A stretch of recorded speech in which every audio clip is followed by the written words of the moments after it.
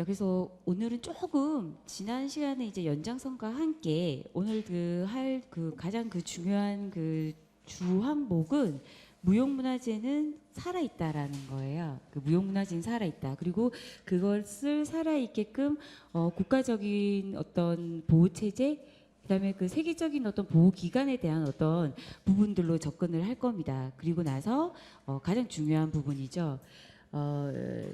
사실은 그 추매뿌리는 하나예요.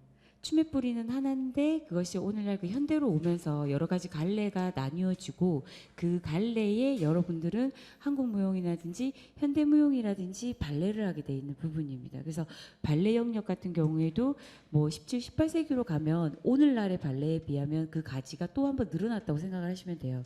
현대무용 같은 경우도 분명히 마찬가지입니다. 처음에는 피나바우시형, 마사그레함, 여러 가지 어떤 유형이 있지만 그것이 시대를 지나가면서 어떻게 갈래가 지어지는 부분이 있습니다. 그래서 그런 부분들을 그 유물과 함께 다뤄보도록 하겠습니다. 그래서 왜 유물로 함께 다뤄야 되냐라는 부분은 그 춤이라는 것은 실질적으로 움직이는 어떤 이제 이렇게 사위했다가 사라지는 어떤 무형의 요소이기입니다. 근데 그거를 여러분들한테 그 역사적 사적 조망을 말씀을 드리려면은 이 수업은 사실은 가장 무용을 안고 있는 문화재예요. 문화재예요.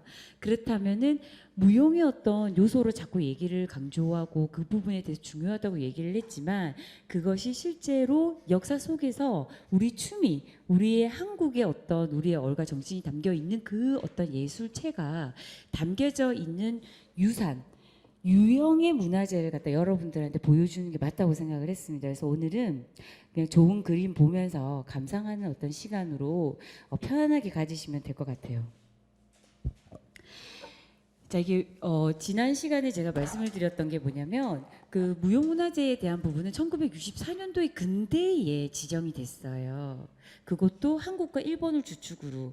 자, 그래서 유네스코라는 어떤 그 세계적인 어떤 기구에서 1972년도에 세계 문화 자유유산을 제도를 합니다. 그게 뭐냐면 이제 우리는 가장 긴 강이라든지 산이라든지 그다음에 그 고증이 돼 있는 그 명승들 그다음에 이제 유적들을 갖다가 먼저 제도화권 안으로 넣습니다. 그래서 세계 문화 자연 유산에 대한 부분을 1차적으로 접근을 해요. 유네스코에서.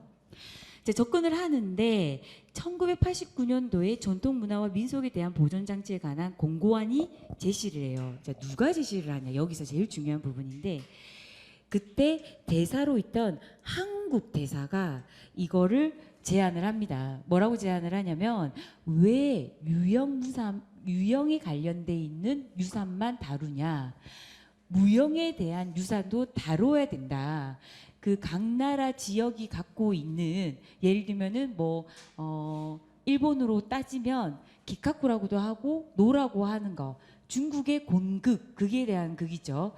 그런 어떤 부분들도 실질적으로는 우리가 유네스코에서 세계적으로 다뤄야 된다라고 해서 한국 대사가 얘기를 합니다. 그 대사가 1989년도에 이 부분을 제안을 하는데 거기서 만장일치로 이게 통과가 돼요. 유네스코에 있는 거기 있는 의원들이 너무너무 좋았던 그러니까 자기네들은 재조명하지 않았던 이 무용에 대한 어떤 부분들을 담고 가자라는 부분이 실질적으로 좋은 뜻을 갖고 좋은 어떤 결과를 창출할 것이라는 거에 이제 다 동의를 한 상태에서 1989년도에 이 부분이 정리가 돼요. 그리고 1993년도에 인간문화재라는 명칭을 쓰는데 여기서 좀 여러분이 잘 생각을 해보셔야 될 게 제가 이제 고등학교 때 무용 공연을 보러 가면은 이런 문구가 있었어요. 실질적으로 인간문화재 누가 이제 지역에 와서 지역 순회 공연을 한다라는 문구가 돼 있고 지금 인간문화재로 돼 있으셨던 예를 들면 이매방 선생님이라든지 정재만 선생님 같은 경우에 그런 부분들의 인간문화재 국보 맵급 이런 어떤 인간문화재라는 명칭을 썼었어요.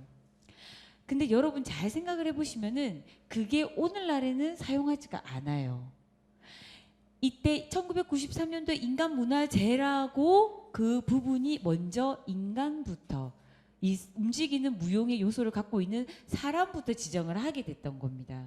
그렇다면은 이것이 1998년도에 왔을 때는 인류 구전 및 무용 유산의 걸작으로 해서 사람의 인간 문화재로 지정이 됐던 부분들을 종목 지정으로 바꿔지는 거죠. 이해가 되시죠? 그렇다면은 인간문화재라는 그 명칭은 지금 사용을 하시는 게 맞지 않다는 거예요. 인간문화재는 1993년도에 인간문화재로 지정이 된 이후의 어떤 부분이기 때문에 98년도부터는 그래서 종목 지정이 들어간 거예요. 춤에 대한 그 춤도 중요하지만 춤을 추는 사람과 춤을 춘 그 종목에 대한 부분들이 1998년도에 들어갑니다. 자, 그래서 본다면 실질적으로 문화 자연유산에 대한 부분은 사실은 그걸 중심으로 갔다가 1989년도 그리고 2000년대에 앞둔 이 시점에서는 무용의 유산에 대한 세계적인 관심이 증대됐다라는 이제 말씀을 제가 드렸던 게 이 부분에 대한 어떤 이 부분 때문인 거죠. 자, 그래서 실질적으로 그 서양에서는 이 문화가 사실은 1998년도 이후라고 생각을 하시면 돼요. 이 무용에 대한 관심을 갖고 그렇다면은 서양에서도 그 자기네들 나라에서 갖고 왔던 현대나 발레에 대한 어떤 관심이 굉장히 많이 높아지겠죠. 자, 그렇게 된 상태에서 우리가 2001년도부터 1998년도에 종목과 사람에 대한 지정을 하자고 했으니 유네스코에 그렇다면 시험 문제 예를 들면은 세계의 무용 유산 보존 그 세계 그 무용 문화에 대한 어떤 지정의 연도가 1993년도로 돼 있으면 이거는 맞지 않다는 거죠. 이런 어떤 지식 정보, 객관적인 지식 정보도 가능한 거죠. 2000년대 이후로 무용 유산에 대한 관심도가 높아졌다라는 얘기입니다. 자, 그래서 2001년도 때 한국이 제일 첫 번째 된 게 종묘제례예요. 종묘제례, 가장 한국의 큰 제사라고도 얘기를 하죠.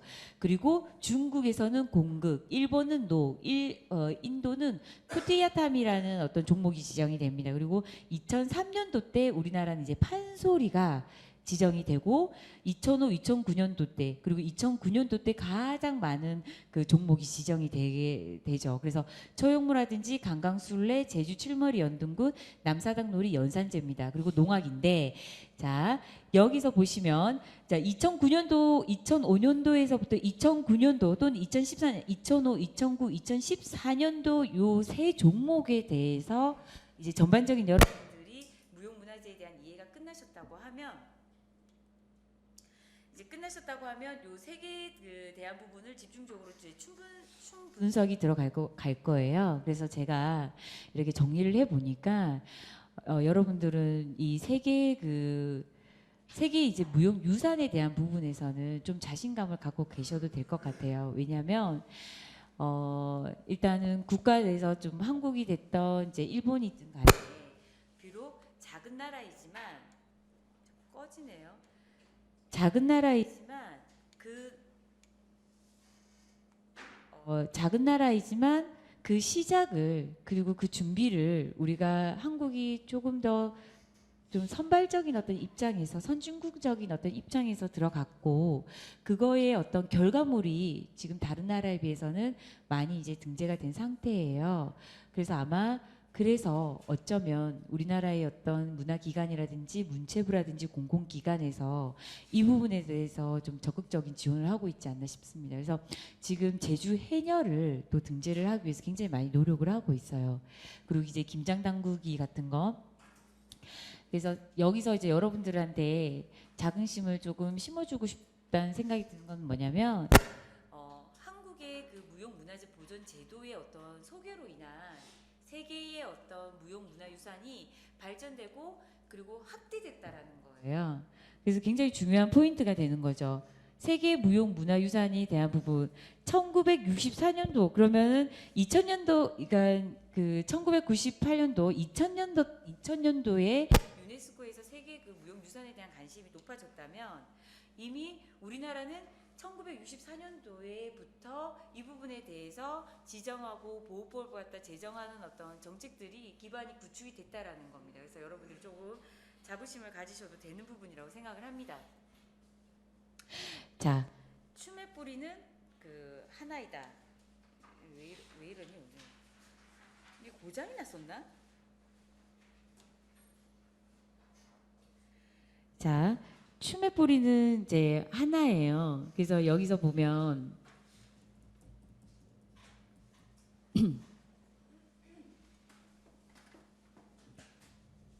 이게 올라와야지 보이는 것 같아. 여러분들은 춤을 거의 이제 10년, 4학년 됐으니까 몇 년 정도 됐어요? 거의 한 5년은 넘었고 10년으로 지금 가고 있죠. 네, 가고 있는데 가장 중요한 거는 정신입니다. 정신. 그러니까 그 정신이 들어가 있지 않는 육체는 아무런 어떤 의미가 없다고 봅니다. 왜냐하면 앞으로 본인이 걸어가야 될 그 길에 대해서 어떠한 생각이 없다라는 거예요. 그렇기 때문에 내가 과연 어디까지 이 춤에 대해서도 얼만큼 진지하게 생각을 해봤냐. 그리고 내가 정말 그 춤을 사랑하느냐, 좋아하느냐. 사실 그 부분에 대한 거는 제일 중요한 거는 제가 우리 학생들한테 항상 하는 말이 뭐냐면 미쳐야 미친다. 급에 달아야 되는데 어디에 미치냐가 중요한 거야. 그렇다고 마약에 미치느냐, 담배에 미치느냐, 여자에 미치느냐, 또 남자에 미치느냐. 그건 또 아니라는 거죠. 옳은 길을 통해서 옳은 길을 가는, 옳은 마음이 옳은 길을 내주는 그 관점으로 쭉 가야 하는데 여러분들한테 가장 큰 비중을 차지했던 게 사실은 저는 춤이라고 생각을 합니다. 왜냐하면 우리는 너무나 이 그 무형문화재에 의해서 도제식 그 선생님이 하시는 말씀이 곧 법의의 어떤 부분으로 접근을 했기 때문에 정말 우리 학생들은 순수하게 선생님들의 말씀을 정말 잘 듣는 스승의 어떤 그림자도 밟지 않는 교육을 받은 우리 착한 학생들이에요. 그렇죠? 너무 안타까워요. 그런 어떤 열정들 그리고 순수함 이런 것들을 본인이 추구하고자 하는 직업에 또는 추구하고자 하는 학문에 추구하고자 하는 열정의 미래에다가 그거를 갖다가 접목을 시키면 어마어마한 인재들이 분명히 나옵니다. 그래서 저는 오늘 여러분들한테 이 부분을 참 설명해 보고 싶어요. 춤이 왜 중요한지 그리고 왜 우리는 춤을 추어야 하는지 그리고 춤이 왜 예술이어야만 되는지 그래서 그런 부분들을 조금 단박하게 말씀드렸죠. 춤은 사실은 무형이에요. 무형입니다. 근데 우리 조상들, 우리의 역사 속에서 뿌리 깊이 남아있던 그 춤에 대한 재조명이 있지 않았기 때문에 춤에 대한 어떤 의미를 여러분들이 잘 모르시는 것 같은데요. 이 춤의 무형의 요소들을 유형의 문화재로 보자는 거죠. 유형의 문화재, 유물들을 통해서 보겠다라는 얘기입니다. 자, 조금 여러분들이 이거 너무 이제 복잡하죠. 너무 이런 얘기들 너무 싫어해요. 일단은.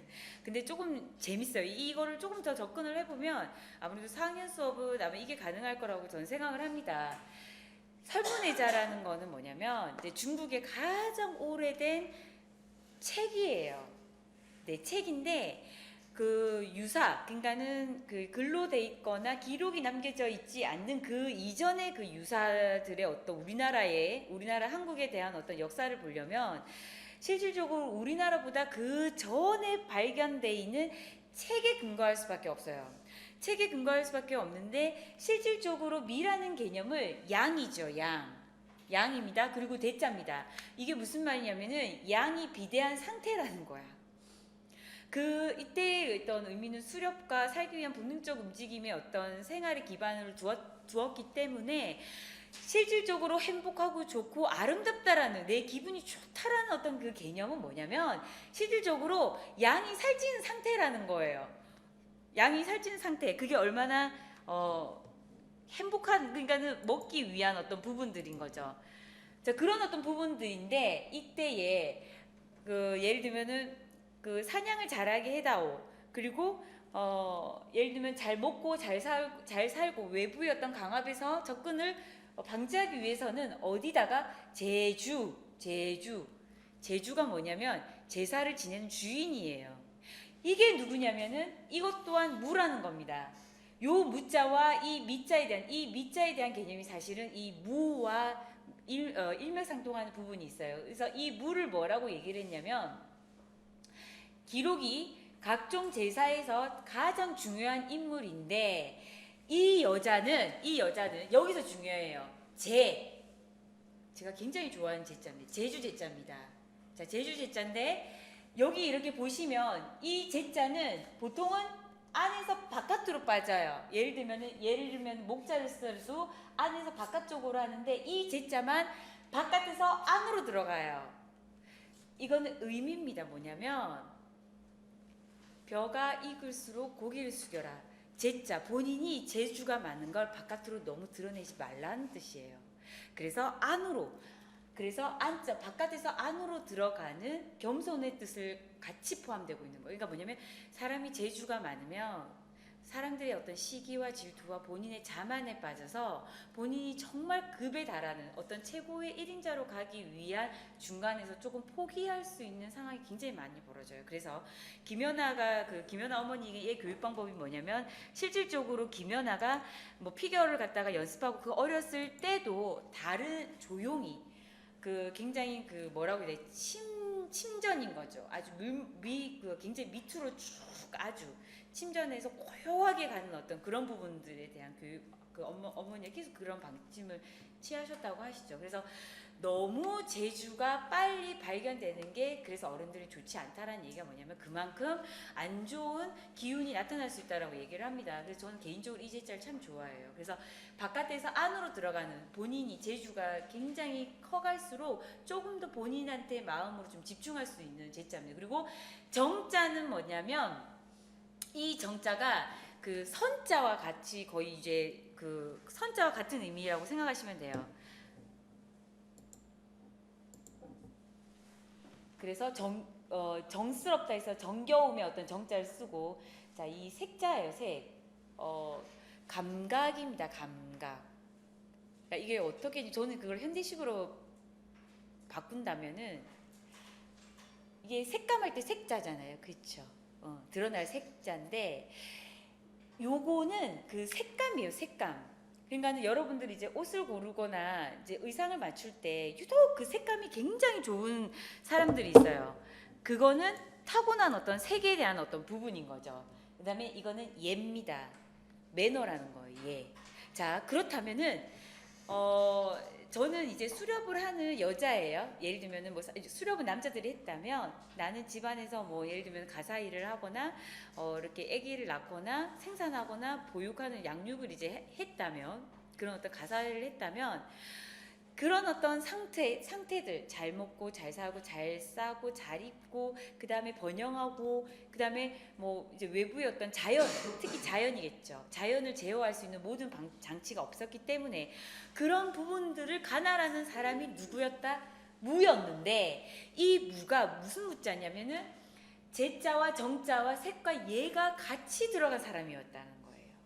그러니까 지금 이제 오늘날 그 무녀들 있죠. 막 문신 척하고 막 약간 이렇게 문신하고 포마드 바르면서 막 오색찬란한 그 한복을 입은 그런 어떤 무녀의 개념이 아니라 그 개념보다 어떻다? 고급지다.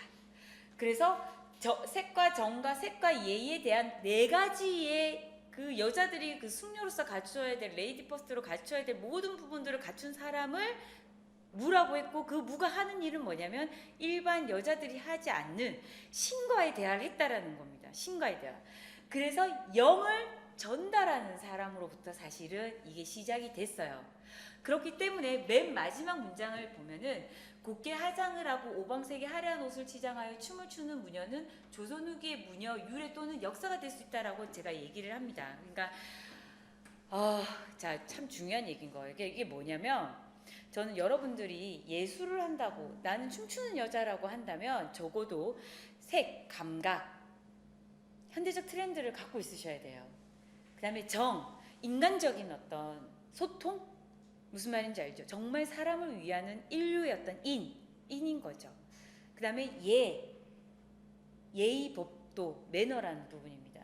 그리고 이건 어떤 지식에 대한 어떤 부분도 같이 가는 거죠. 그리고 이런 어떤 정말 본인이 추구하고자 하는 테크닉 이거를 갖춘 사람만이 어떤 사람? 사람들이 영의 기운. 그러니까 뭐냐면 이런 어떤 색과 정과 예과 재를 갖춘 이런 어떤 이런 이게 없는 춤사위와 이게 있는 춤사 이 네 가지 기운을 갖고 있는 사람의 춤사위 예술적 표현은 다르다는 거예요. 그래서 저는 이제 여러분들이 재, 정, 색, 예를 두루두루 갖춘 춤추는 여자 또는 춤추는 남자가 돼야 되지 않은가. 이것이 가장 중요한 오늘 포인트이고요. 그래서 곱게 화장을 하고 오방색의 화려한 옷을 치장한 춤을 추는 어떤 우리들을 일컬어서 이것이 미의 어원적 구원으로부터 무녀가 니를 갖춘 아름다움을 갖춘 여자로서 영의 기운을 전하는 자입니다. 그래서 이게 저는 이제 만일 저는 이제 예술가는 아니에요. 저는 이제 연구자이지. 만일 내가 춤을 추는 여자라면, 내가 춤을 정말 추는 여자라면 이런 여자가 되고 싶을 것 같아요. 미의 언어적 근거라든지 무녀에 대한 어떤 미를 갖춘 여자로서 색과 정과 예와 미에 대한 어떤 부분에서 맑은 기운, 그 영의 기운, 신의 어떤 근접할 수 있는 그 범접할 수 없는 그 어마어마한 기운을 갖고 있는 인상과 예술적 상징을 어떻게 발현시킬 수 있는 그 사람이 진정한 예술가이지 않나 그런 생각을 해봅니다. 자, 이 부분은 저자들이 말하는 가장 제가 이제 또 말씀드리고 싶은 거는 뭐냐면 기본에 충실하라. 내가 얼마나 춤을 연구를 하면서 우리 한국에서 그 주요 필진들이 만든 책을 얼마나 탐독했느냐. 여기서 다 한번 읽어보셨어요? 그쵸? 그래서 가장 중요한 거는 공부를 하는 데 있어서 가장 중요한 방법은 뭐냐면 기본에 충실하라. 기본에 충실하라. 그래서 이런 모든 부분에 대한 그거를 여러분들이 인지를 하고 계셔야 돼요. 그래서 저는 이건 저자들이 말하는 우리들의 춤이라고 말을 적어봤습니다. 적어봤는데 요걸 좀 한번 조금 볼게요. 한번 볼게요. 잘 이게 안 나는데 자 한국무용사, 한국무용개론, 예술원 이병옥 그 선생님이 만든 한국무용사인데요. 여러분 어때요? 너무 훌륭하신 분들이에요. 너무 훌륭하신 분들인데 자 여기서 잠깐 페이퍼를 잠깐 보시고 뭔가 좀 부족하다라고 생각하는 게 있나요? 아니면 어떤 부분이 우수하다?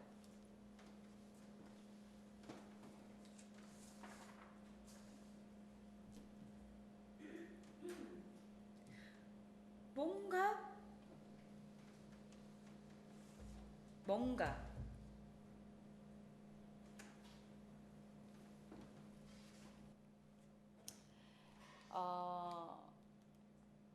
보시면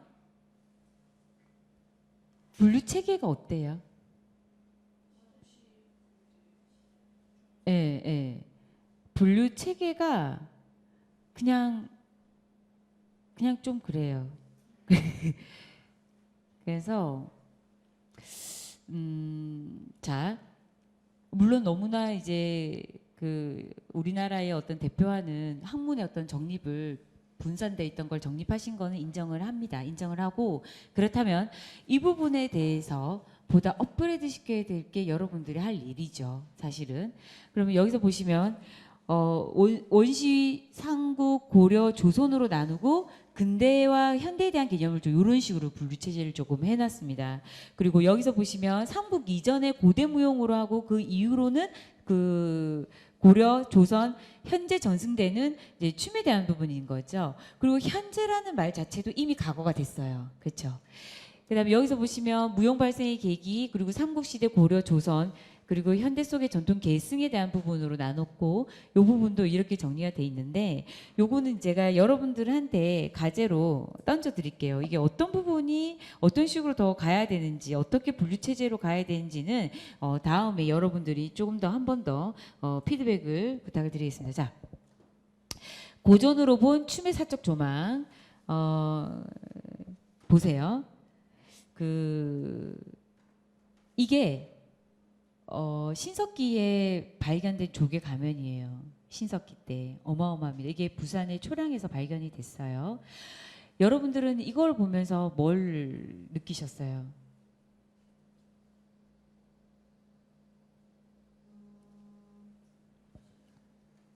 예? 크게. 그렇죠. 맞아요. 신석기 시대에 실질적으로 여기가 딱 누가 봐도 이게 눈이에요. 그리고 입을 쫙 벌리고 있죠. 이때 종합적인 예술체일지 아닐지, 그리고 전문적인 예술의 어떤 형태인지는 아닌지 그것까지는 모르지만 사실은 그 실체는 존재하지 않죠. 오늘날까지는. 분명한 것은 이때 얼굴에 뭘 썼다는 거야. 그것도 자기가 일상생활에 상관이 없는 가면이라는 걸 썼다는 거죠. 가면이라는 건 뭐냐면 의도성이 분명히 있습니다. 목적이 있어요. 그렇다면은 이것은 수렵이 됐던 제사를 지낼 목적이었던 다른 사람을 영토를 침범했던 간에 이 인간의 어떤 사고에서 뭔가를 조개를 통해서 도구를 활용한 어떤 또 다른 어떤 현상을 이미지 또는 상징을 만들었다는 거예요. 상징을. 굉장히 중요한 부분이죠. 그렇기 때문에 실질적으로 조개 가면 연극, 희극의 어떤 역사는 인류와 같이 가고 있다는 겁니다. 그러면 이 사람들이 이거를 했을 때 무엇만 했겠느냐? 연극만 대사만 했겠냐? 그건 아니라는 거죠. 종합적 예술체, 가무, 악이 같이 갔던 종합 예술체로 시작이 됐다라는 겁니다. 이때부터 우리의 춤은 존재했다는 거죠. 그러면 이거는 뭐냐면 청동기 시대에 그 발견된 팔두령이에요. 팔두령인데 뭐냐면 이게 8개예요. 8개인데 방울입니다. 방울인데 이거는 실질적으로 그 영을 부르는 제사 때 이걸 들고 두들기는 거죠. 제를 했다라는 겁니다. 그러면 마지막 부분에서 이런 어떤 우리나라의 문화재를 통해서도 종합 형식의 어떤 우리나라의 어떤 무용이 존재했다라는 것을 충분히 여러분들은 이해하실 수 있습니다. 그러면 수렵이라든지 주술이라든지 전쟁을 위한 살기 위한 생존의 어떤 움직임이 분명히 이때도 존재를 했고 이런 도구들을 통해서 춤의 형태가 있었다라는 거예요. 그것이 비록 정형화돼 있지 않고 그것이 관념화돼 있지는 않지만 분명히 본능적인 움직임이 있었다라는 거는 굉장히 중요한 어떤 사실입니다. 이런 어떤 출토된 유물들 있죠. 출토된 유물을 통해서 그것을 이렇게 발견하고 또는 예측하고 추측하고 하는 그 학문이 고고학이에요. 고고학. 그리고 문서를 통해서 그거를 보는 것이 사실은 좀 역사학적 관점이 많은 거죠. 그래서 고고학과 역사학은 조금 달라요, 여러분.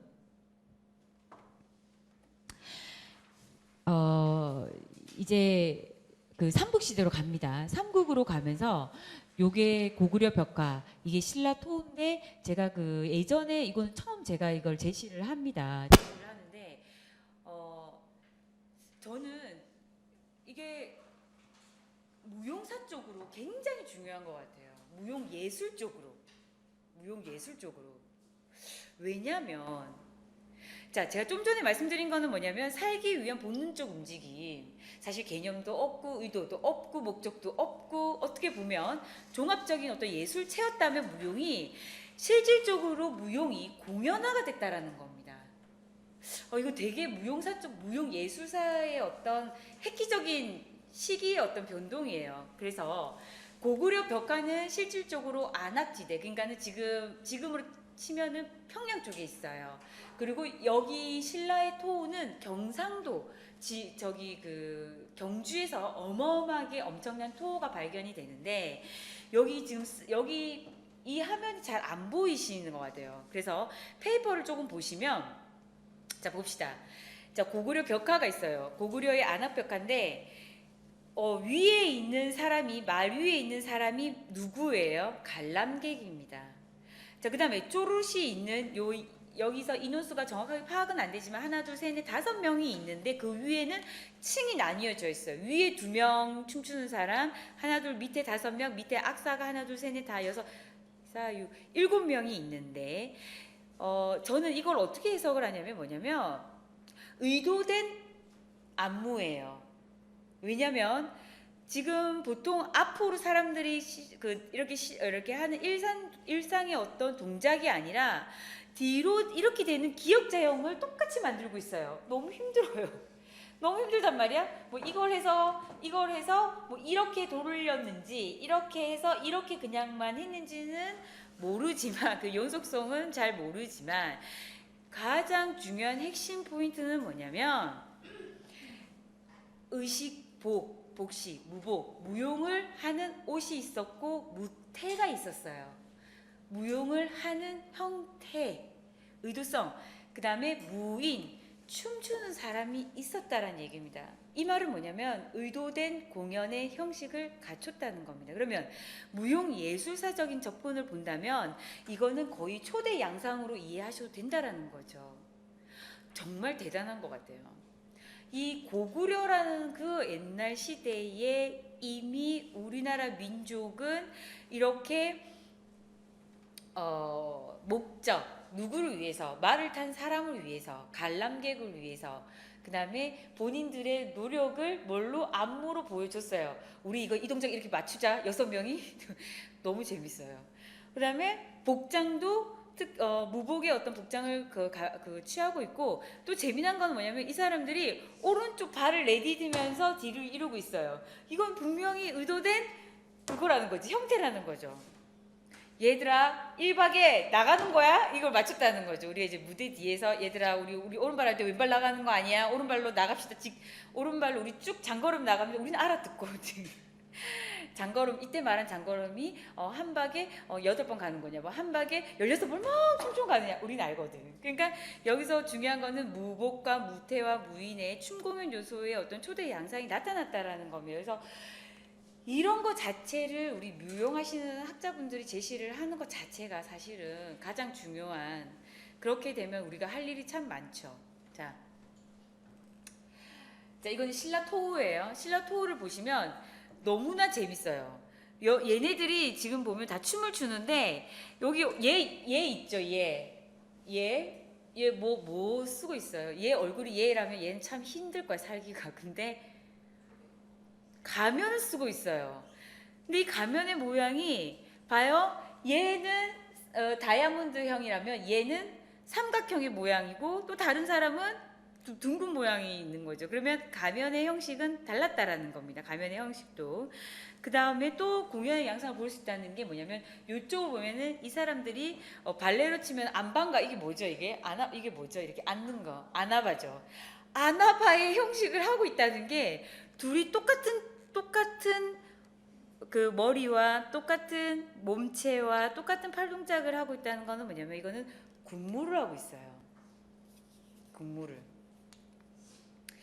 군무는 실질적으로 굉장히 오랜 그 전문적인 테크닉과 함께 오랜 시간에 숙련된 어떤 시간에 나오는 유일한 어떤 그거예요. 그 예술체예요. 대단한 거. 그 똑같은 시간에 똑같은 호흡으로 똑같은 동작을 한다는 거는 똑같은 에너지가 있어요. 그게 행진의 어떤 위력인 거죠. 행진. 그리고 공산주의에서 추구하는 어떤 부분이 뭐냐면 맞추는 거예요. 체계화시키는 거예요. 그때 그 군사력이 행진하는 그 에너지 자체가 어마어마한 위압감을 줍니다. 똑같아요. 물론 어떤 목적은 틀리겠지만, 삼국 때부터 이런 양상이 벌어졌다면 그 유사 이전, 예를 들면은 선사라든지 예를 들면은 상고 시대, 그 이전의 시대에는 사실 살기 위한 본능적 움직임에서 농경 사회, 그리고 이렇게 말탄 사람이 있다는 건 뭐냐면 권력이 이제 분명히 나누어졌다는 얘기예요. 지배층과 피지배층이 나뉘어졌다는 얘기입니다. 그리고 체계가 잡혔다는 거는 법과 제도, 사회가 어느 정도 형성이 됐을 때 이 문화 예술이 함께 초대 양상으로 보여줬다는 거예요. 물론 뭐 그 이전에부터 시작이 될 수도 있었지만 철저하게 이제 유물과 유적으로 본다면 이런 문화재가 발견이 됐습니다. 그래서 요 문화재는 실질적으로 우리나라의 국보급으로 지금 보관이 되고 있습니다. 자, 요거는 유물이면은 요거는 사실은 시예요. 채치원의 향악자병이라는 거를 얘기를 하는데 잡자는 여러 가지 잡에 대한 부분인데 금환과 월정과 대명과 속독과 산해라는 거예요. 금으로 돼 있는 거를 돌리는 거예요. 지금 말하면 서커스죠. 그다음에 대면은 큰 가면을 얘기를 하고 산해 같은 경우는 이제 사자인데 이러한 잡기들 줄타기 쇼불 그 이제 불쇼라든지 그다음에 사자에 대한 어떤 부분들 이런 부분들이 실질적으로 신라 때부터 나타났다는 겁니다. 그게 오늘날의 탈춤, 사자춤, 봉산 뭐 이렇게 해서 고성 오강대 여러 가지 갈래로 나뉘어졌다는 거죠. 그렇기 때문에 춤, 예술의 뿌리는 하나입니다. 자 이제 조선으로 이제 넘어가 버리면은 이제 고려와 그 체제를 거의 유지를 하는데 이렇게 보시면 이제 왼쪽 오른쪽 그림이 있어요. 이게 거의 이제 김홍도의 그림이라는 축축은 있지만 사실은 정확하지는 않은데 여기서 재미난 거는 뭐냐면 이렇게 이제 월야선유도라고 해서 그 신강수의 강서 악부의 영재교 머리에 기생 300명이 모였다라는 거예요. 어마어마합니다. 이거는 그리고 이거를 표현해주는 그림이 같이 나왔다는 거예요. 이건 다 국보급이죠. 그래서 월야선유도인데 신강수의 말에 의하면 이 영재교 머리의 기생이 지금 기생이라고 하면 기의 기자를 쓸 수도 있지만 좀 그 기자는 좀 다른 기자입니다. 그래서 여기서 보면은 뭘 추고 있느냐 마주보고 수건춤을 추고 있는 모습이 보여지고 이것이 어마어마한 규모라는 거예요. 300명이 춤추고 노래하고 그 다음에 유흥을 즐겼다는 겁니다. 조선 후기 때. 자, 그 다음에 이거는 영강정 연회도예요. 자, 여러분 이거 보시면 제가 그때 말씀드렸지만 지금 오늘날 전해지는 춤의 종목이 몇 개 정도가 나올 수 있나요? 뭐가 있어요? 그쵸? 뭐요? 학연화 대합 철무. 여기 연꽃 있죠? 학연화 대합 설무. 자, 이게 뭐예요? 그럼 뭘 쳤을 것 같아? 그렇지. 왜냐면 또 두 개가 있는데 이게 지금 리얼하게 했어요. 제가 봤을 때. 왜냐면 여기 이 사람들은 간기예요. 간기는 뭐냐면 그거 갑자기 생각난다. 그 누구죠? 그 있잖아. 아라라라라라라라 그쵸? 그 여자 누구였죠? 우리 주인공? 이영애가 여기 뭘 턱하니 붙여왔어요. 그거가 간기를 표현하는 이게 그 검은 색깔로 된 표기예요. 여기 간기. 근데 조선 때 간기는 뭐냐면 그 의술만 한 게 아니라 무용과 음악과 그걸 같이 한 어떤 예능, 엔터테인먼트의 어떤 가장 우수한 최고의 여성이었어요. 이 사람들이 지금 똑같이 재현돼 있죠. 이 뒤에 보면은 가리마라고 이걸 썼어요. 그래서 간기입니다. 간기. 무슨 말이냐면은 국가에서 관리하는 여성이라는 겁니다. 그러면 이 사람들이 대무를 추고 있고 여기서 항무를 추고 있어요. 그리고 이거는 뭐냐면 뭡니까? 선유락이에요. 선유락. 그리고 얘는 기다리고 있어요. 대기를. 사자춤이에요. 근데 이게 어디서 췄냐면 영강정 연해도. 영강정 연해도는 평양이에요. 궁중이 아닌 교방에서 이 춤이 춰졌다는 겁니다. 간기에 의해서. 굉장히 중요한 이제 역사적 사료죠, 이게. 자, 그러면 실질적으로 궁중에서 춤을 추었던 어떤 춤들이 교방에서도 이런 간기들에 의해서 충분히 지방으로 전파됐다라는 거예요. 자, 그 다음에 자, 이쪽은 탐나수럽도입니다. 탐나수럽도 제주도. 그다음에 이거는 제가 굉장히 좋아하는 그림이에요. 신윤복의 그림. 그래서 거기 그 간송미술관이라고 있어요. 간송미술관이 있는데 한번 기회가 되면은 꼭 저는 가보라고 말씀을 드리고 있습니다. 거기는 그 서울 역사박물관뿐만 아니라 서울 국립중앙박물관부터 시작을 해서 그 조선 후기에 해와의 어떤 그 문화재를 가장 최대로 확보하고 있어요. 그래서 조금 더 좀 차후 연구가 진행이 돼야 되겠지만 김홍도와 신윤복은 제가 봤을 때는 저는 실질적으로 이 그림을 봤어요. 봤는데 김홍도와 신윤복의 관계에 대해서는 이제 뭐 콘텐츠화가 많이 이루어졌죠. 드라마도 많고 영화도 많이 나오고 신윤복이 실질적으로는 여자로 거의 좀 막 나중에 나오잖아요.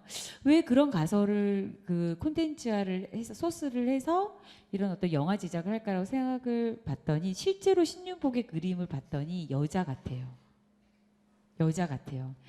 김홍도에 의해서 그림의 영향을 받았다고 하면 그런 색채와 그런 어떤 색감이 그런 터치가 나올 수가 없어요.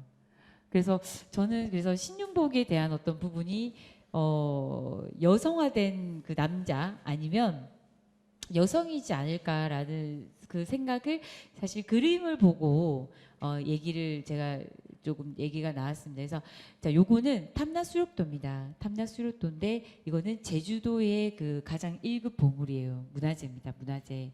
근데 이 탐나수록도가 이 그림 말고도 엄청나게 많은 그림들이 탐나수록도가 그려져 있어요. 그러니까 제주도가 이렇게 그 섬이 있으면 섬을 처음부터 여기까지 쭉 둘렀던 모든 전경들이 그 탐나수록도에 그 제시되어 있습니다.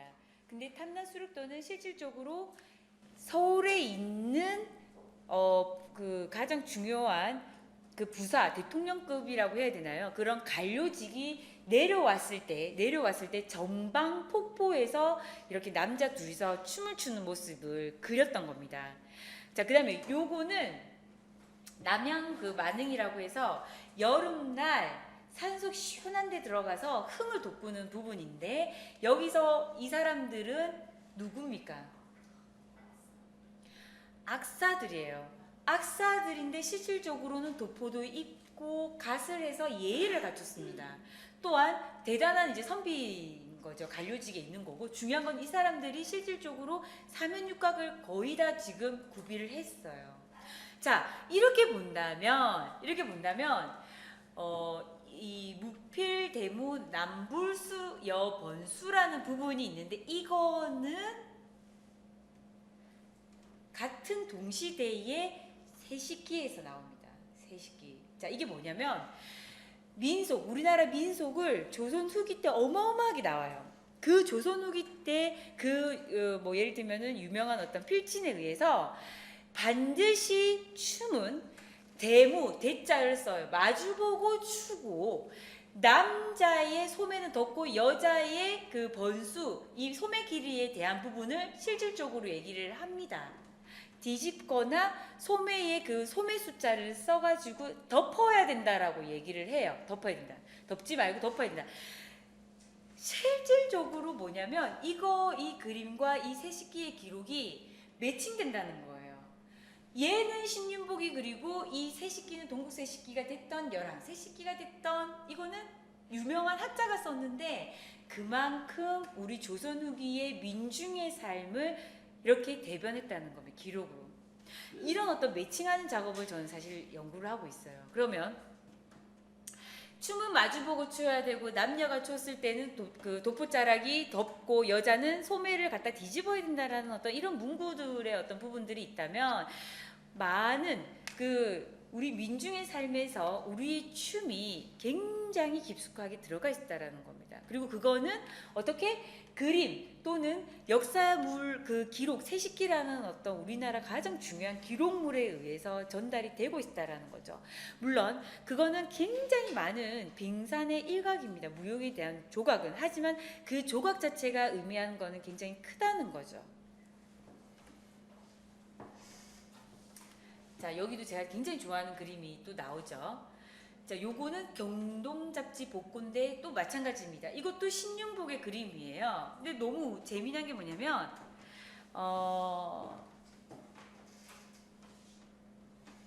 그리고 요거는 경동잡지 대문대 신윤복 그림과 일치하고죠.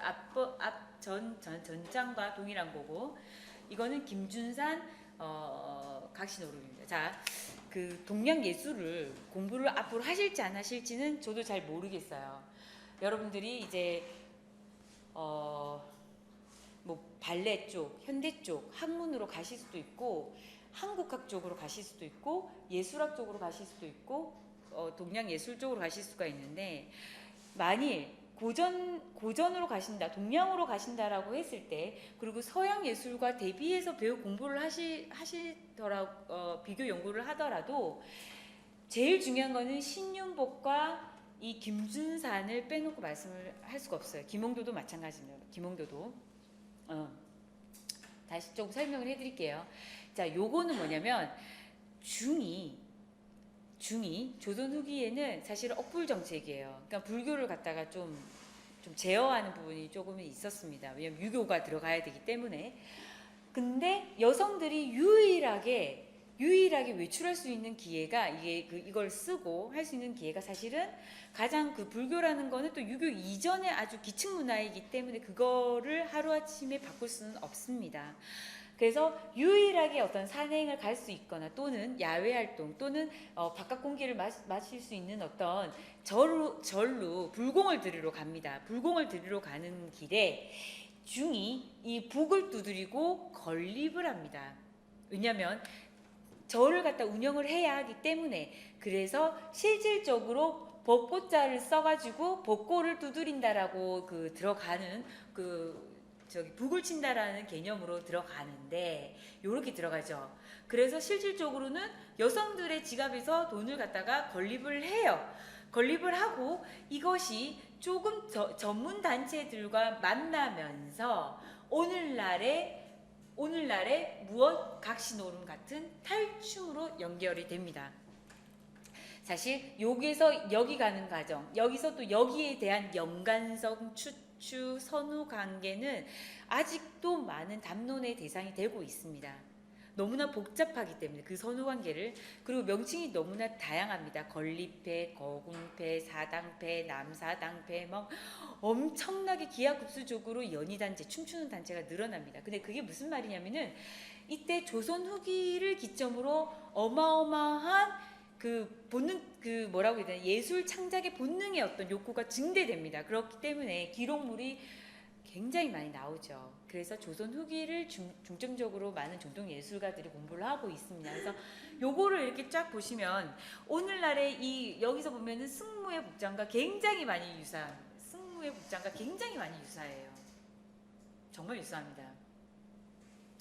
이 사람들은 무동타기를 하고 있어요. 그렇죠?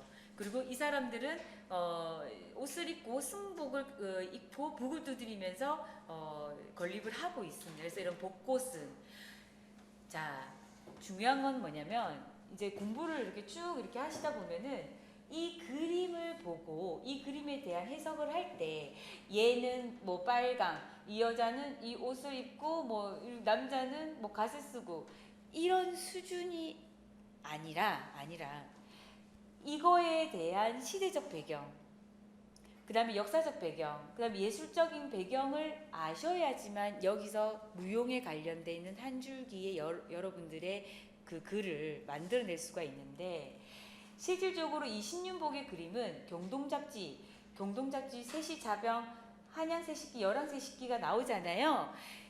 여기에 민속지에 이게 그대로 나와요. 그거를 저는 이제 연구를 했는데 정말 똑같이 나옵니다. 특히 뭐 요런 같은 경우에는 뭐 무둥이 나오고 초립을 쓰고 노랑 뭐 적삼을 뭐 정말 똑같이 나와요. 그래서 여러분들이 여기가 아마 이제 경동잡지 이런 부분들이 한자로 돼 있어서 실질적으로 접근을 못 하는데 국립민속박물관에서는 실질적으로 요 작업을 벌써 구격했어요. 한글로 다 번역을 했어요. 번역했고 밑에 원전을 뺐습니다. 그러면 여러분들이 이제 석사를 가거나 박사를 갈 때 충분한 연구의 어떤 대상이 될 수 있다는 거죠. 그러니까 잘 몰라서 그렇지 여러분들이 정보에 좀 더 노출이 안 돼 있을 뿐이지 이런 어떤 문화적인 배경을 굉장히 많이 답습을 하시잖아요. 지식을 많이 이제 배우시고 이러면 조금씩 보여요. 그래서 이런 어떤 부분들. 자, 결론이에요. 결론.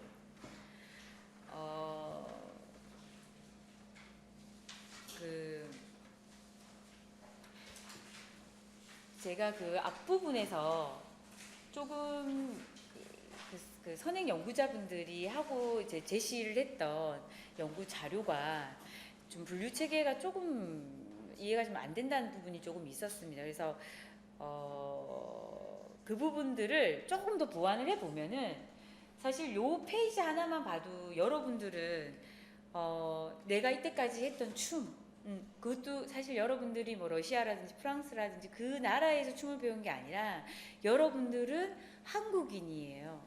한국인으로서 이 나라에서 발레와 현대와 한국 무용을 배웠다면 이 한국이 지나왔던 발자취, 춤의 발자취는 사실은 아셔야지만 보다 나은 발레와 현대와 한국 무용을 구사할 수 있다고 생각을 합니다. 네, 이게 무슨 예냐면 지금 여기 이제 근대는 안 갔는데 채승이가 실질적으로는 뉴욕 타임즈에도 제시가 되고 그리고 그때 당시 이제 근대 때 굉장히 유명한 어떤 우리나라를 방문했던 미국 그 사진 작가, 그림 작가, 화가들이 굉장히 많았어요. 그 사람들한테 채승이가 엄청나게 노출이 됐어요. 왜냐하면 너무나 유명하니까. 근데 채승이와 조태곤이 있어요. 근대를 기점으로. 하지만 채승이가 처음에 이시바코라는 어떤 그 일본의 어떤 그 현대무용, 지금으로 이제 말씀을 하자면 근대의 어떤 현대 동시대적인 그 모더니즘이 있죠. 모더니즘. 그때 춤을 배웠던 그 이시바코의 영향을 받았어요. 그 사람이 한국에 와서 공연했던 거를 보고 충격을 받은 거예요. 이제 채승이랑 조태곤이 어마어마한 충격을 받습니다. 근데 또 이시바코는 또 누구의 영향을 받냐면 프랑스의 무용시의 영향을 받아요. 그 프랑스의 무용시의 영향을 받고 이 사람이 자기의 어떤 그 부분을 약간 이제 일본식과 그 현대 어떤 부분들, 외국의 어떤 문물들을 그걸 해가지고 한국에서 그걸 보고 조태곤과 채승이, 특히 채승이가 너무나 충격을 받고 그 이시바코의 문화로 들어갑니다. 문화로 들어가서 막 찌르기도 배우고 막 공봉 돌리기부터 시작해 막 해요. 그걸 하는데 해서 다시 한국으로 들어와요. 그때가 1927년, 제가 지금 봐야 되지만 제가 제 기억으로는 1932년 1년도예요. 그리고 귀국 그걸 합니다. 그 공연을 해요. 이제 외국에서 공부하면 이제 우리 왜 바이올린 하시는 분들이나 첼로들이 이제 독주회를 하듯이 귀국 독주회를 하듯이 무용 공연을 하는데 비평에 의하면 평이 너무 안 좋게 나왔어요. 도대체 무엇을 하는지 모르겠다라는 얘기를 다 합니다. 그러니까는 공감대가 형성이 안 됐다라는 거예요. 그래서 다시 이제 이시바코 스승한테 물어요. 이제 어떻게 해야 되냐고. 이게 지금 먹히질 않네요. 나의 예술이. 일단 이시바코가 뭐냐면 너의 것을 하라. 너의 나라의 것을 하라라고 얘기를 합니다. 그 문구가. 그래서 채승이가 와서 다시 그때 당시에 가장 유명했던 한성준을 만나요. 한성준한테 갑니다. 한성준 선생님은 음악과 그 춤과의 가장 큰 대가인데 한성준 선생님한테 전통 그 조선 후기부터 쭉 내려오는 부채춤, 부채춤은 근대 이후의 어떤 부분이죠. 뭐 수건춤이라든지 보살춤이라든지 그런 어떤 전통, 옛 정신, 옛 것들, 우리 고전미라는 거, 우리 한국 사람이 갖고 있는 그 미적 체험을, 신미감을 쫙 배워요. 가락을 어떻게 구사하고 그 가락에 어떤 장단을 쓰고 그 가락에 맞춰서 본인이 어떤 그 몸체를 돌려야 되는지 몸태를 만듭니다. 그리고 나서 채승이가 남편과 함께 해외 순회를 도는데 거기서 빵빵빵 터진 거예요.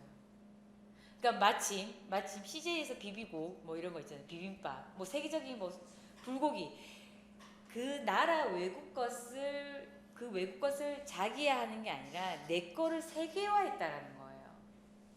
제가 그걸 하나 논문을 쓴 게 뭐냐면 어떤 예술이든 간에 그 예술의 전통, 그 예술 위에 덧칠을 해야지만 그것이 발전된 양상으로 가지, 그거를 다 무너뜨리고 새로운 것을 처음부터 시작을 할 수가 없다는 거예요. 힘들다라는 겁니다. 어쨌든 발전된 양상이 있기 때문에. 그래서 발레랑 현대 같은 경우에는 외국에서 그거를 배워서 오는 거죠. 그리고 그거를 배우고 왔을 때 우리나라의 자기화 또는 전통화 만드는 것도 굉장한 공감대 형성을 하고 있다라는 거예요.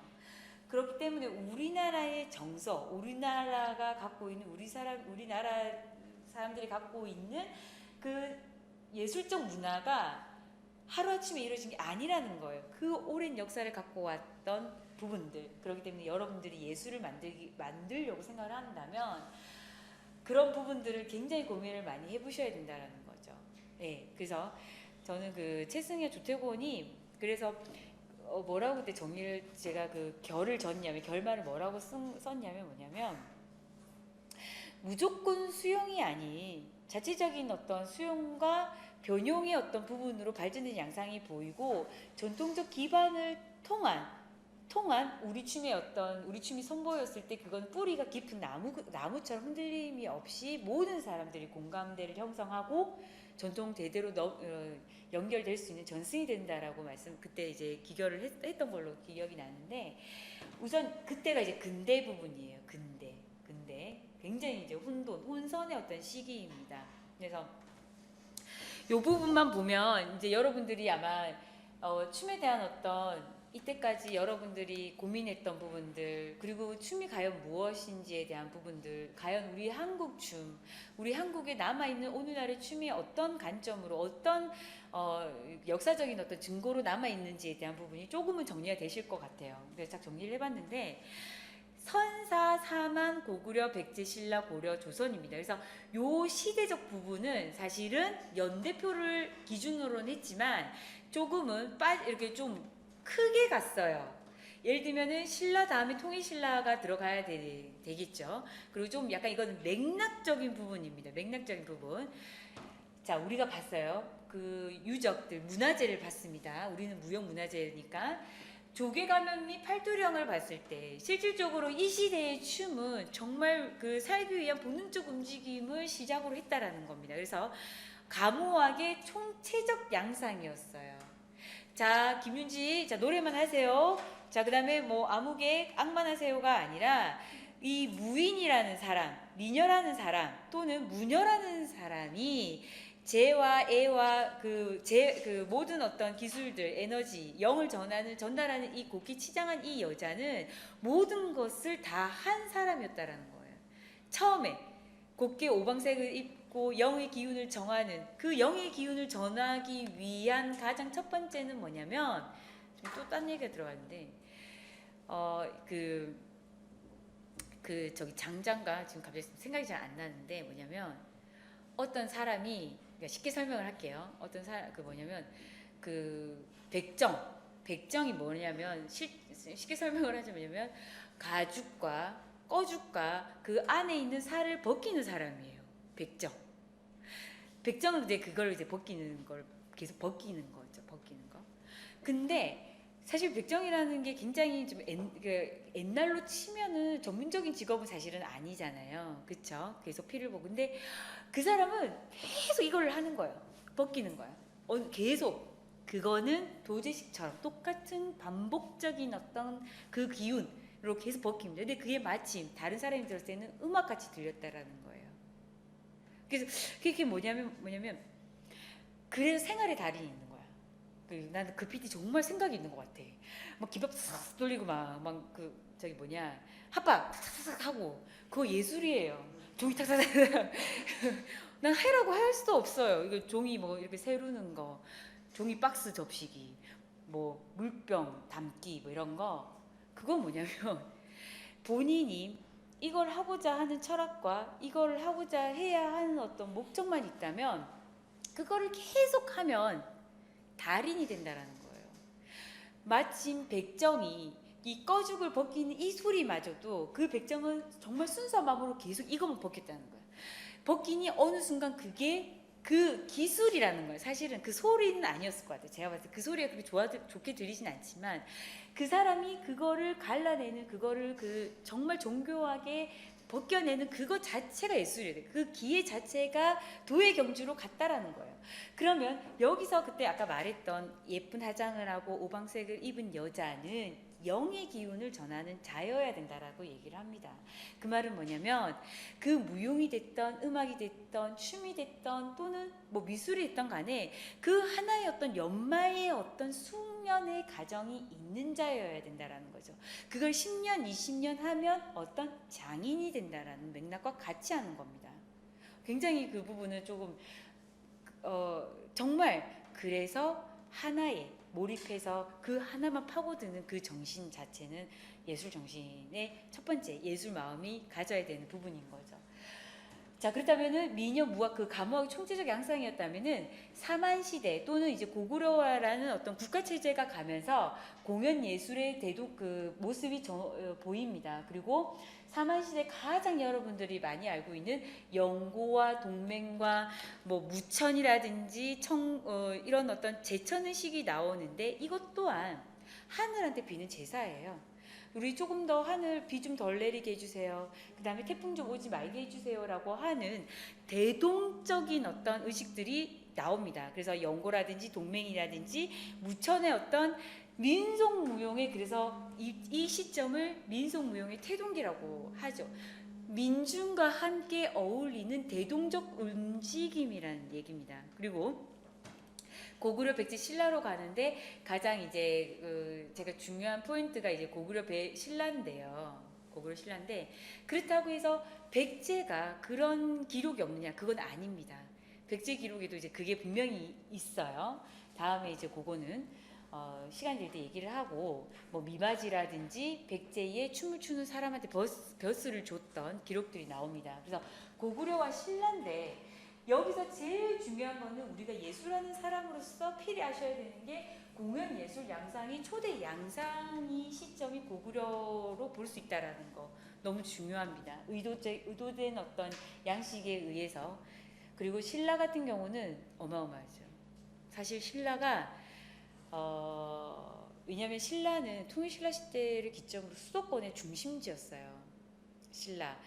근데 도솔가무, 초용무, 그 다음에 해소무 같은 우리 지금 오늘날 그 궁중무용은 의계라든지 악지를 통해서 제공이 됐지만 민중이라든지 골방에 춤을 췄던 어떤 기록들 그리고 어떤 춤에 대한 조각들이 실질적으로는 신라 때 굉장히 많이 나옵니다. 특히 통일신라, 도솔가무, 해소무 그런 부분들의 초용무가 여기서 신라의 신라의 어떤 기록에서 이제 나오는데 이런 부분들을 본다면 신라도 굉장히 이제 중요한 부분이고 중요한 거는 신라 때는 이 춤의 양상들에 대해서 이름을 지었어요. 그러면은 의식화가 됐다는 거죠.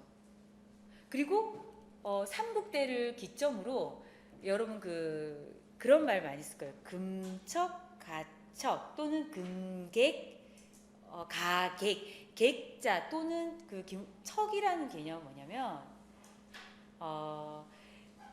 한 사람이 직업적인 어떤 부분이에요. 그걸 전문적으로 하는 사람의 명칭이에요. 그래서 가객이라고 했을 때는 뭐냐면 춤을 노래 가짜잖아요. 그래서 노래하는 사람이에요. 그리고 무척, 무객 또는 이렇게 어떤 무객자를 쓰잖아요. 근데 이게 국가 기록에 나와요. 궁중 기록에 무척, 가척 뭐 이렇게 금객, 무객, 객자가 써요. 삼국시대부터. 그럼 뭐냐면 이때 이미 춤추는 사람이 전문적으로 춤추는 사람이 있었다라는 겁니다. 그러니까 그 조그만 어떤 단어이고 조그만한 유물이지만 그거를 통해서 여러분들이 펼쳐낼 수 있는 여러분들의 그 논리적인 사고는 무한대인 것 같아요. 예. 자, 그리고 나서 이제 고려 때로 넘어옵니다. 고려 때는 어떤 국가적 형상을 거의 다 유지를 하면서 민속무용의 발전 기반이 조성이 됐고요. 이제 조선입니다. 조선. 굉장히 제가 이거는 좀 할 말이 많죠. 사실 이제 이쪽 부분이에요. 이쪽 부분인데 중요한 건 뭐냐면 이제 여러분들도 교단에 쓸 분들이고 어떤 시기에는 이제 더 이렇게 전문적인 무용 지식을 전달을 해야 되는 상황이시잖아요. 그럴 사람들이 되실 분이잖아요. 이렇게 보면은 가만 생각을 해보면 내가 이렇게 받았던 교육은 이것만 얘기해 주셨던 것 같아요. 무슨 말인지 아세요? 그러니까 요거를 얘기를 해줬어요. 자, 윤지야, 선사시대는 그래 그럼 좀 주술적인 춤이었을 거야. 총체적인 양상이야. 뭐 이렇게. 그리고 기가 따갑게 들었어요. 고구려의 뭐 무천, 동맹, 영고. 근데 그거에 대한 기록을 실제로 못 봤어요, 저는. 그 다음에 뭐 백제 마찬가지. 뭐 신라 때 되게 중요하대. 통일신라 너무 중요하대. 하지만 내가 이렇게 들었던 거는 이런 어떤 사실적인, 아니 그러니까 정의적인 의미론에 대한 부분만을 얘기를 하셨던 것 같아요. 그리고 조선 너무 중요하죠. 뭐 민족 전통 예술의 어떤 모체, 또 모태기입니다라고만 했는데 너무 그게 저는 조금 좀 답답했어요. 그리고 확신이 없어. 그러니까 답답하다는 표현보다는 확신이 없었어요. 과연 그럴까? 이렇게 훌륭하신 학자 선생님들이 말씀하시는 게 과연 맞나? 과연 그래서 이렇게 접근을 해보니까 무용학이라는 걸 하나를 두고 아까 우리 팔두령 봤죠? 팔두령 생각하세요.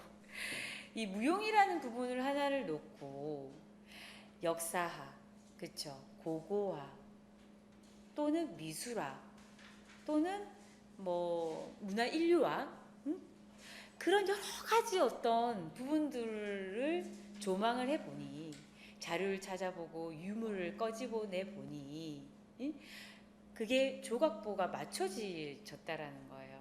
그러니까 우리 아까 제가 소두에 아까 보여드렸던 팔두령처럼 여러분들이 무용학을 공부를 하시려면은 그런 관점으로 들어가셔야 된다는 얘기예요. 제 경우를 드리면 뭐냐면 무용학이라고 해서 무용학에 대한 부분으로 접근을 하는 것도 물론 좋지만 무용이라는 것이 마침 또 무형이잖아요. 형이 존재하지 않는 우리 예술의 부분이기 때문에 이거를 좀 꺼집어내서 논증하고 입증하고 그 다음에 본인의 생각 하나를 만들려면은 다양한 유형의 믿을 만한 어떤 고전 또는 문화재 또는 역사 기록서 이런 부분들로 찾아서 무용으로 접근을 하는 게 여러분들이 조금 더 춤에 대한 그 춤의 학문적인 어떤 부분에 대한 믿음이 더 강해지지 않을까. 저는 이제 그 생각을 굉장히 많이 합니다. 그래서 저희가 그러니까 지금 이제 했던 작업들이 뭐냐면 조개 가면과 팔두령을 통해서 그 선사 시대라든지 유사 이전, 그러니까는 그 역사가 유사 이전, 그러니까는 역사 기록이 있기 전에 어떤 부분들에 대해서 무용에 대한 그 이해도를 하셨어요. 춤에 대한 이해도. 그다음에 삼국지 위지 후한서 정도는 여러분들이 이제 전통을 이제 공부하시는 분들은 꼭 한 번씩은 읽어 보셔야 됩니다. 그래서 이런 부분들. 그다음에 얼마나 무용이 중요했으면 고구려 벽화의 이름을 무용총이라고 지었습니다. 무용총. 그래서 아까 보셨죠? 고구려 벽화 춤추는 사람이 있었고 그거를 보기 위한 의도적으로 보기 위한 향유자가 있었어요. 그러니까 향유자, 행위자, 목적, 장소가 분명한 공연 예술의 초대 양상이 보였습니다. 고구려. 그렇다면 이미 이때부터 공연 예술의 어떤 발전기가 이제 시작이 되지 않나, 시작 지점이 있지 않았냐라고 생각을 하는 거죠. 그 다음에 삼국사기와 이제 미바지에 대한 부분, 그리고 신라 때 보면 이제 하강자병이라고 해서 채치원이 쓰는데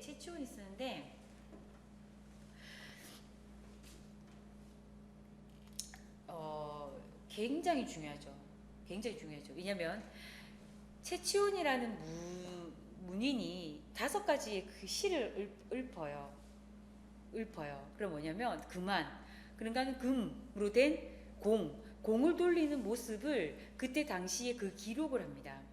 그리고 사자 노름을 어떻게 했는지 사내로. 그리고 가면을 쓴 사람이 어떻게 움직임을 하더라. 근데 너무 재미난 게 뭐냐면 그런 어떤 양상들이 그런 어떤 양상들이 이런 향학자병의 양상들이 여기서 제시를 하는 탈춤, 봉산대 놀이, 산대 놀이에 하고 지금 오늘날에 전국에 들어가 있는 춤이 나왔다라는 거죠. 자,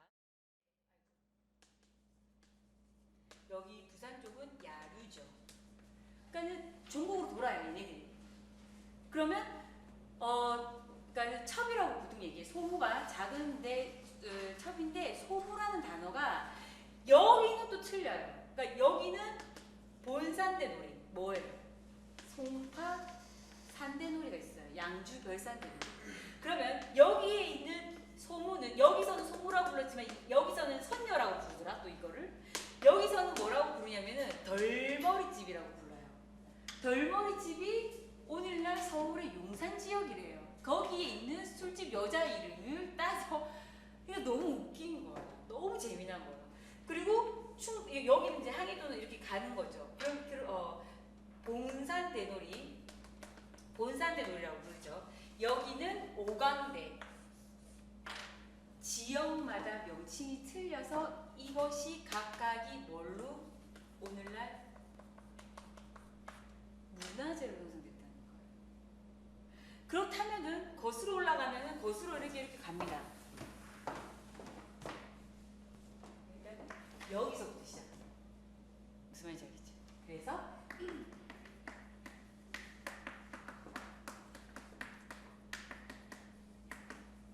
춤의 뿌리는 하나이다. 자, 그리고 또 중요한 거는 뭐야? 우리가 오늘날과 그 예전의 시대를 비교해 보면은 우리는 지금 좋은 옷과 좋은 음식과 좋은 문화와 좋은 교육을 받고 있나요? 그쵸? 또 한 줄길 나오면